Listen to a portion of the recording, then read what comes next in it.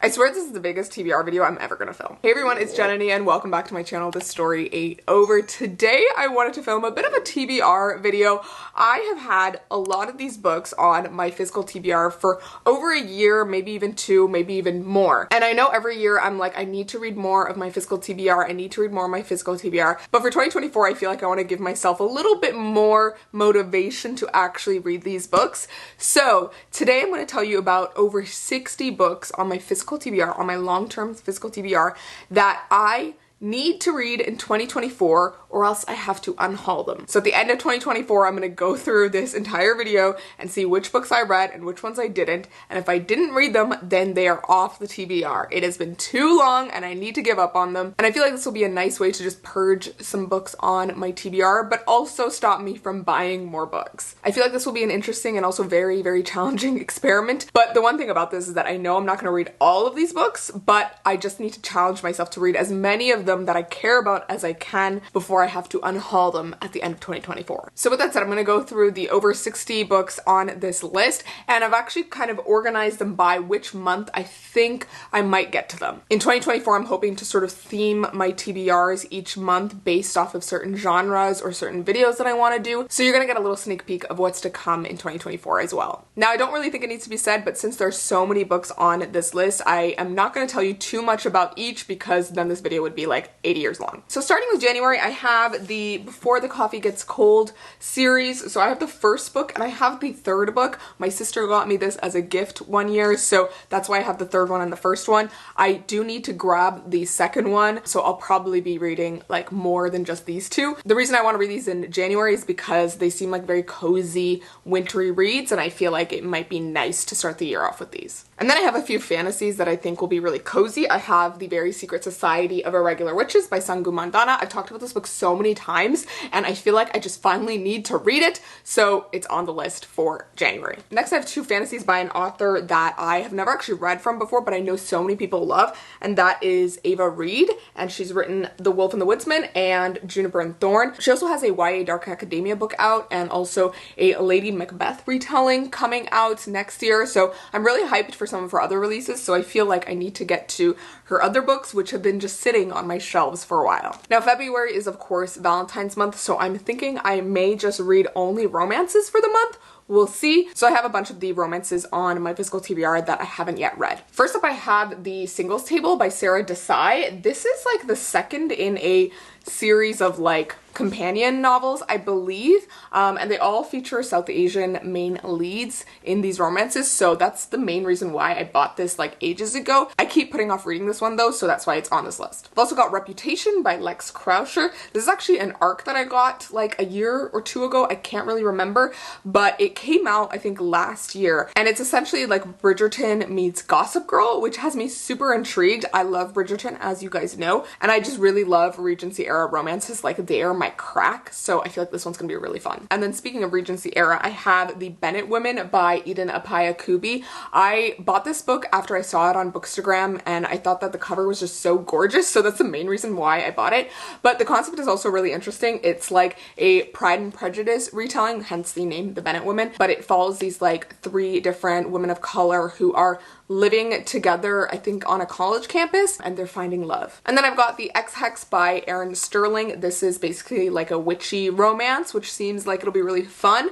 I have heard that it's more heavy on the romance than it is on the fantasy witch element. And then last for February, I have The Heart Principle by Helen Huang. I've read The Kiss Quotient by this author and I really, really loved it. It has autism representation as well, which I really loved seeing. So this book I think also involves a neurodivergent main character, but don't quote me on that. And I really enjoyed The Kiss Quotient, so I hope that this one lives up to my expectations. Alright, next up we have the March books. Again, these books may shift in months. I might read them in different months than I am saying in this video, but we'll see. So first I have My Dark Vanessa by Kate Elizabeth Russell. I've heard so many great things about this book and I have been putting off reading it for ages, so I do want to get to it. It seems like it's going to be a really emotional and deep read, but it does have a lot of like triggers, so I would search up content warnings if you're going to read this, and I think that's also part of the reason why I've been putting it off as well. And then I have a translated fiction, which is Violets by Kyung Suk Shin. I've heard so many amazing things about this book, and I kind of bought it on a whim ages ago, so I do want to get to it. It basically follows the 22-year-old main character living in Seoul, Korea, and it's set in the 1990s, and it deals with topics of like misogyny and repressed desire, and it just seems like one of those hot sad girl books that I absolutely loved, so I feel like I'm gonna really enjoy this one. And then I have a couple books by Toni Morrison. So I have The Bluest Eye and Beloved. I bought these ages ago. I still need to read them. I honestly just want to read all of Toni Morrison's like backlist, but these are the two that I always hear the most about, so I'm really excited to pick them up. And then finally for March, I have Plain Bad Heroines by Emily M. Danforth. This book is so big and chunky, so I feel like that's the main reason why I've been putting off reading it. It's a bit of a dark academia, a bit of a horror comedy from what I've heard, involves two timelines, and also has a sapphic romance. Alright, next we have April, and this is where I'm hoping to tackle a lot of the fantasies that have been on my backlist for ages. So first up, I have Gods of Jade and Shadow by Silvia Moreno Garcia. This is the one Silvia Moreno Garcia book that I have not read yet. I absolutely love her as an author, even though she's had some misses recently, but this book I've been putting off for ages. I just don't know why, but I have heard it's one of her better books. Next, I have The Oleander Sword by Tasha Suri. This is the sequel to The Jasmine Throne. If you've read that book,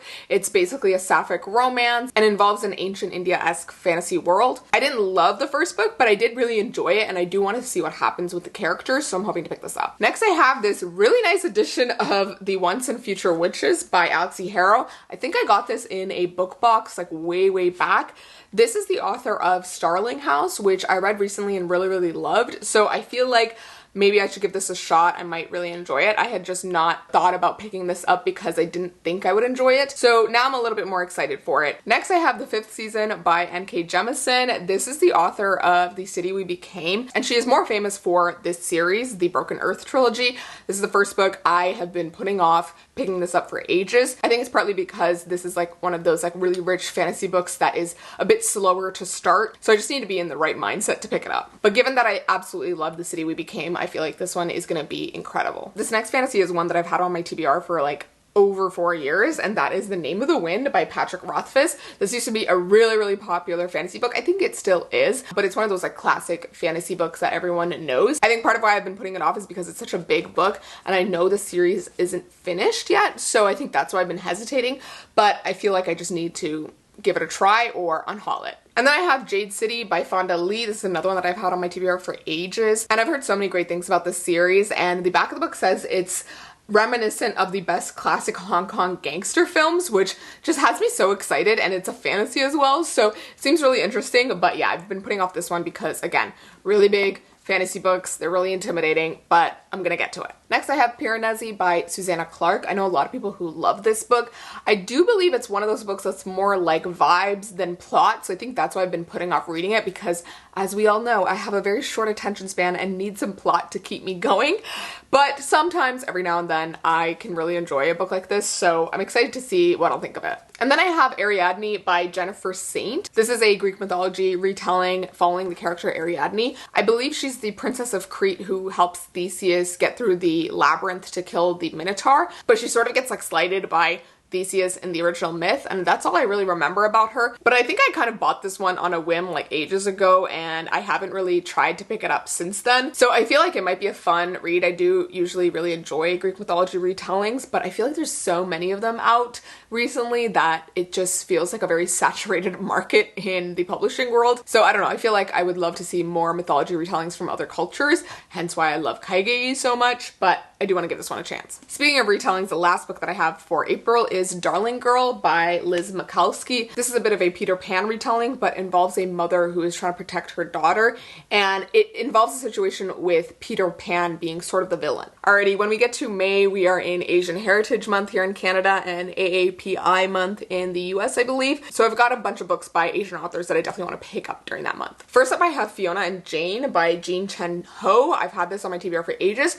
I've heard mediocre mediocre things about this one, so we'll see. I might try it out, and if I'm not feeling it, I might DNF it. We'll see. Next, I have The Boat People by Sharon Bala. I've actually started reading this one ages ago, but I've never gotten around to finishing it, so I do want to see if I'll be interested in it again and if I can pick it up and finish it, but if I try it again and I'm not feeling it, I'm just gonna DNF it. This next book is one that I've had on my shelf since university, and that is The God of Small Things by Arundhati Roy. I had this on my TBR for a South Asian literature class in university, but we didn't end up getting to it in the course, so I do want to pick it up. I've heard really incredible things about this book, but it's also got, you know, lots of discussion points to it that I think will be really interesting. Next, I have a few books by the same author, and that's Sham Salvadore. So I've got Funny Boy, Cinnamon Gardens, and The Hungry Ghosts. And this author is essentially a queer Tamil author, and I've been meaning to read from him for a while. A lot of my Tamil friends have read his books and thought they were amazing, so I definitely want to get to them. And then I've got Everything I Never Told You by Celeste Ng. I've read Little Fires Everywhere by this author, and I absolutely loved it. It's such a fun and interesting sort of social drama, but I have heard that this one is a lot different, but also equally amazing, so I'm excited to pick this one up. Next, I have Gold Diggers by Sanjana Satyan. This is a book that I saw recommended by Roshni Chakshi, who is one of my favorite authors,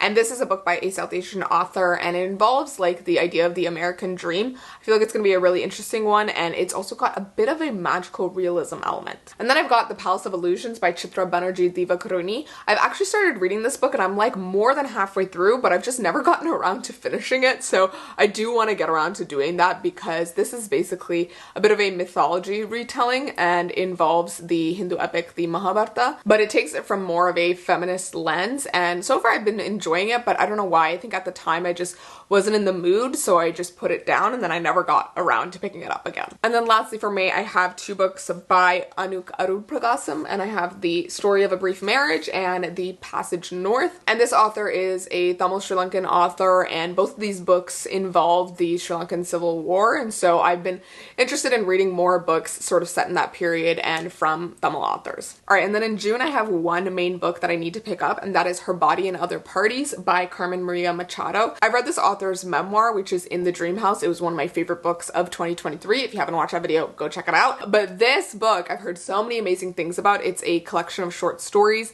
and I have just been meaning to pick it up for like years now, and I just haven't gotten around to it. So now that I know I loved In the Dream House, I know that I'll probably love this one too, so I just need to get around to it. Alright, in July, I'm hoping to get through a lot of the mystery books that I have on my TBR. So first up, I have Dial A for Aunties by Jessie Q. Sutanto. This is another book that I've had on my TBR for like years now, and I keep putting off picking it up. This is a bit of a contemporary fiction cozy mystery, so I feel like I'm really going to enjoy it, and I have heard people say that the auntie element is just to die for. And then I've got a YA mystery, which is The Box in the Woods by Maureen Johnson. This is the fourth book in the Truly Devious series, and I really love that series, but I had originally thought that it ended with the 3 books, but it turned out there was a new one, and I think there's even a 5th one, so I do want to get around to reading this and see if I want to continue with the series. Next, I've got Things We Do in the Dark by Jennifer Hillier. This is a book that came out last year, and I honestly don't know too much about it. I feel like for most thrillers, I don't want to know too much. I just like to dive into them. But again, thrillers are not books that I usually pick up, so we'll see if I enjoy these. Next, I've got The Christie Affair by Nina de Gramont. This was a Reese Witherspoon book club pick,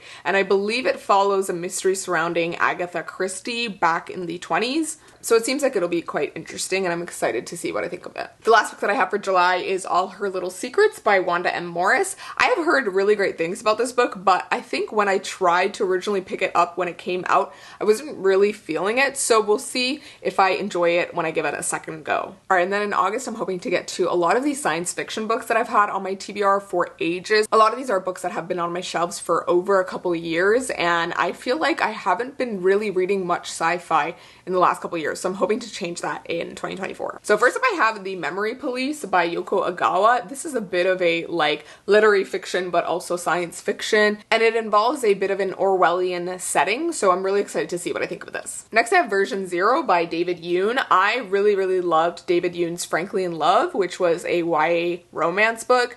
This is a very different book. It's an adult thriller sci-fi, but I'm really excited to see what I think of this one because it involves like virtual reality and like going up against tech giants, and I think it's gonna be fun. And then I've got Severance by Ling Ma. I've heard that this book is more of a literary fiction, but it doesn't involve a dystopian sort of post-apocalyptic world, and involves these like very millennial characters trying to deal with the entire situation, but in a very sort of literary way. I have heard this book described as a hot sad girl book, which has me excited. I have tried to pick this book up before and I got a little bit of the way through, but I just wasn't in the mood for it at the time, so I'm hoping that I'll be feeling it in August. And then I've got a sequel that I've been meaning to pick up for ages. We'll see. I might pick this one up before August, but if not, definitely in August, and that is The Worlds We Make by N.K. Jemisin. This is the sequel to The City We Became. I loved that book last year and I have been meaning to pick up the sequel for ages, but I just keep putting it off for some reason, and I think it's because I'm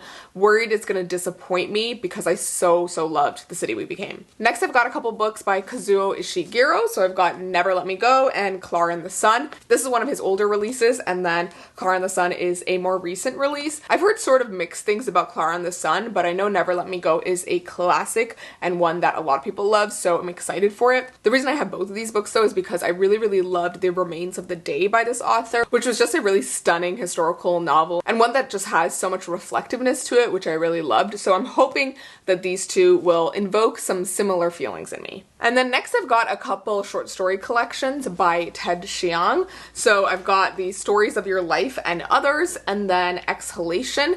So the reason I have both of these books is because I've read one short story slash novella from this collection called The Story of Your Life. It's actually the basis for the movie Arrival, if you've ever seen that. I believe it has Amy Adams in it. I absolutely love that movie and I really love what they did with the short story, but the short story itself is really incredible. So I've been meaning to pick up the other stories by this author because he just had a way of constructing this sort of sci-fi reality that was just so interesting and had such great commentary on our world. Alright, and then I've got one of the most classic sci-fis ever, and that is Kindred by Octavia E. Butler. This is a bit of a historical fiction as well. It involves a 26-year-old black woman who is taken back in time to the antebellum South. Octavia E. Butler is a classic sci-fi author, and I have read one of her other books. I think it was Lilith's Brood, but I know that this one is one of her most famous novels, so I can't wait to pick this one up. And then the final book that I want to pick up in August is Black Sun by Rebecca Roanhorse. This is the first book in a series and it's by an Indigenous author. I've heard so many incredible things about this series, and I believe the second book is already out and the third one is coming out in 2024. So I'm hoping to get started with the series and get through the rest of it in 2024. And then with September, I'm hoping to get into some dark academia and also some horror as we get into October. So first I've got Rebecca by Daphne du Maurier. This is a gothic classic novel that I've heard so many amazing things about and I really do want to pick it up. I have tried to start it before and it was really stunning writing, but I just wasn't in the mood for it at the time. So I'm hoping that I'll have the time to pick this one up in September. And then I've got a couple YA dark academias, and both of these I've heard sort of mixed things about, so we'll see if I actually end up enjoying them. I might end up like starting them and then DNFing them if I'm not feeling them. So the first is A Deadly Education by Naomi Novik, and then I've got A Lesson in Vengeance by Victoria Lee. This is the one that I've heard the most mixed things about. This one though involves a sapphic relationship, I believe, so I'm really excited for that. And then a bit randomly, I've got The Time Traveler's Wife by Audrey Niffenegger, and this is a book that I've been meaning to read for ages. I know a lot of people love it, but I also know a lot of people don't love it. I personally really love the like 2000 something adaptation of this book, the one with Rachel McAdams. I thought it was just a really stunning and beautiful movie, but I know a lot of people don't like that movie, so I've always just wanted to read the book because it's the basis for the movie. So we'll see if I actually end up enjoying it. I have tried to start this a couple times and wasn't in the mood for it, so we'll see if I actually feel like reading it in September. And then finally for September, I've got Just Like Home by Sarah Gailey. This is a bit of a haunted house story, but also a bit of a thriller from what I've heard. I've also heard really great things about this author. She has several other books that are on a similar vibe, sort of like magical realism, horror-ish thrillers, and I believe I own both of her other books on ebook, so if I end up enjoying this one, I'll definitely read those. And then for October, I definitely have a bunch of horrors that I want to pick up. So first I've got Lakewood by Megan Giddings. This is a bit of a body horror novel. It is reminiscent of Get Out, and the reason that I mainly wanted to read it is because of this line on the back of the book, which says, "Provocative and thrilling, Lakewood is a breathtaking novel that takes an unflinching look at the horror that has been forced on Black bodies in the name of science." Next I've got a horror by one of my favorite authors ever, and that is Tiffany D. Jackson, and this is her book The Weight of Blood. This is one of her newer novels and it It's a bit of a slasher novel. It's a bit of a retelling of Carrie by Stephen King. And although I've never actually read Carrie or watched the movie, I do feel like anything that Tiffany D. Jackson writes, I'm gonna love, so I'm really excited for this. And then I've got a book that I've had on my TBR for so long and I really just need to get to it, and I've heard so many great things about it. It's also a slasher, and that is My Heart is a Chainsaw by Stephen Graham Jones. Stephen Graham Jones is an Indigenous author, and I've heard great things about all of his books, especially The Only Good Indians, which is another book I really want to read, but I don't have the physical copy for. But this is the first book in a series, and I believe the second book is already out and the third one is coming out in 2024. So I'm hoping that if I enjoy this, I can continue with the rest of the series as well in 2024. Next, I've got another horror book by an author that I actually really enjoy, and that is Grady Hendrix. This is The Final Girl Support Group. The reason I wanted to read this one is because it basically involves a bunch of these girls who are like final girls after like slashers, you know, at the end of like a horror movie, and they're all in this sort of like therapy support group together, which I find hilarious. And obviously there's going to be like a horror slasher element to it as well. So I'm excited to see what I think of this one, because I've read 2 Grady Hendrix books and I really loved one, and then the other one I kind of felt like mediocre about, so we'll see. And then finally I've got this like horror slash fantasy book, and that is The Bone Orchard by Sarah A. Mueller. It involves like a king and like a prophecy and a murder mystery, and it seems like it's going to be really fun and sort of creepy, but we'll see what I think of it. And then in November I'm hoping to read some of the books by Indigenous authors that I've had on my TBR for a while, and then I'm also hoping to read some nonfiction as well for Nonfiction November. So first up, I've got There by Tommy Orange. I honestly don't know anything about this book, but I've heard it's a really incredible literary fiction, and I know the author's coming out with a new book in 2024 as well. And then next I want to read Split Tooth by Tanya Tagag. I've heard really amazing things about this book. I honestly don't know what it's about. It's a bit of a literary fiction, but it is actually told in both poetry and prose, which I found to be really interesting, and I've heard really amazing things about the way that she mixes those two mediums, so I'm excited to see what I think of this. This one is also set in Nunavut in Canada